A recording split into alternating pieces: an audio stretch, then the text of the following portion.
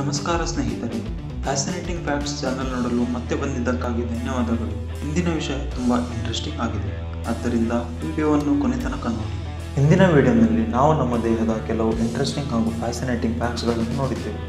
ನೀವು ಒಂದು ವೇಳೆ ಈ ವಿಡಿಯೋ ನೋಡಿಲ್ಲದಿದ್ದರೆ ಮೇಲಿನ ಐ ಬಟನ್ ಒತ್ತಿ ಈ ವಿಡಿಯೋಗಳನ್ನು ನೋಡಬಹುದು. ಇವತ್ತಿನ ವಿಡಿಯೋನಲ್ಲಿ ನಾವು ಭಾರತದ ಅಷ್ಟೇ ಏಕೆ ಪ್ರಪಂಚದ ಅತಿ ಎತ್ತರದ ಪರ್ವತಗಳಲ್ಲಿ ಒಂದಾಗಿರುವ ಹಿಮಾಲಯ ಪರ್ವತದ ಬಗ್ಗೆ ಮಾತಾಡೋಣ. ಆದ್ದರಿಂದ ಯಾವುದೇ ವಿಳಂಬವಿಲ್ಲದೆ ವಿಡಿಯೋವನ್ನು ಶುರು ಮಾಡೋಣ. ಇವತ್ತಿನ ಮೊದಲನೇ ಫ್ಯಾಕ್ಟ್: ಹಿಮಾಲಯ ಪರ್ವತವು ಪ್ರಪಂಚದ ಅತ್ಯಂತ ಕಿರಿಯ ಪರ್ವತಗಳ ಶ್ರೇಣಿಗಳಲ್ಲಿ ಒಂದಾಗಿದೆ. ಪ್ರಪಂಚದ ಅತ್ಯಂತ ಹಿರಿಯ ಹಾಗೂ ಕಿರಿಯ ಪರ್ವತ ಶ್ರೇಣಿಗಳ ಹೆಮ್ಮೆ ನಮ್ಮ ಭಾರತದ್ದಾಗಿದೆ. ಹೌದು, ಒಂದು ವೇಳೆ ಅರಾವಳಿ ಪರ್ವತ ಶ್ರೇಣಿಗಳು ಭಾರತದ ಅತ್ಯಂತ ಹಿರಿಯ ಪರ್ವತ ಶ್ರೇಣಿಯಾಗಿದ್ದರೆ, ಹಿಮಾಲಯ ಪರ್ವತವು ಭಾರತದ ಅತ್ಯಂತ ಕಿರಿಯ ಪರ್ವತ ಶ್ರೇಣಿಯಾಗಿದೆ. ಹಿಮಾಲಯ ಪರ್ವತ ಹೇಗೆ ಸೃಷ್ಟಿಯಾಗಿದೆ ಅಂತ ನೀವು ಯೋಚಿಸುತ್ತಿದ್ದರೆ, ಇದು ಇಂಡೋ ಆಸ್ಟ್ರೇಲಿಯನ್ ಹಾಗೂ ಯುರೇಷಿಯನ್ ಟೆಕ್ಟಾನಿಕ್ ಪ್ಲೇಟ್ಗಳ ಘರ್ಷಣೆಯಿಂದ ಸೃಷ್ಟಿಯಾಗಿದೆ.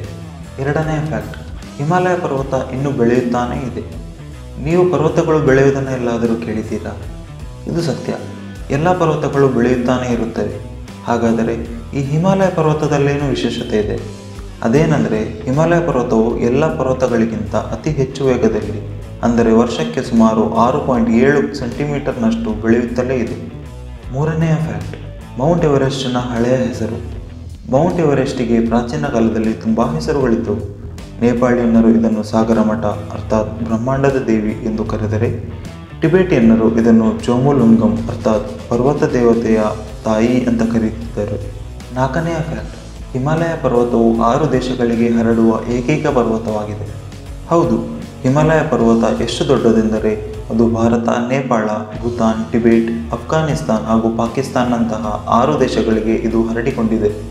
ಹಾಗೂ ಇಡೀ ದೇಶದಲ್ಲೇ ಇಷ್ಟು ದೊಡ್ಡದಾಗಿ ಹರಡುವಂತಹ ಏಕೈಕ ಪರ್ವತ ಶ್ರೇಣಿಯಾಗಿದೆ. ಐದನೆಯ ಹಾಗೂ ಇವತ್ತಿನ ಕೊನೆಯ ಫ್ಯಾಕ್ಟ್: ಹಿಮಾಲಯದ ನದಿಗಳು.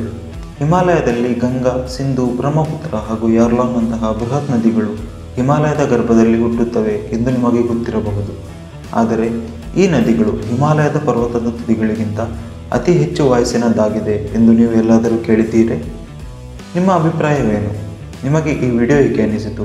ಹಾಗೂ ಮುಂದಿನ ವಿಡಿಯೋನಲ್ಲಿ ನಾನು ಯಾವ ಬಗ್ಗೆ ಮಾತನಾಡಬೇಕೆಂದು ನೀವು ಯೋಚಿಸುತ್ತೀರಿ? ಕಮೆಂಟ್ ಮಾಡಿ. ವಿಡಿಯೋ ಇಷ್ಟವಾಯಿತಾ? ದಯವಿಟ್ಟು ಲೈಕ್ ಮಾಡಿ, ಚಾನಲನ್ನು ಸಬ್ಸ್ಕ್ರೈಬ್ ಮಾಡಿ. ಸಿಗೋಣ ಮುಂದಿನ ವಿಡಿಯೋನಲ್ಲಿ. ಶುಭವಾಗಲಿ.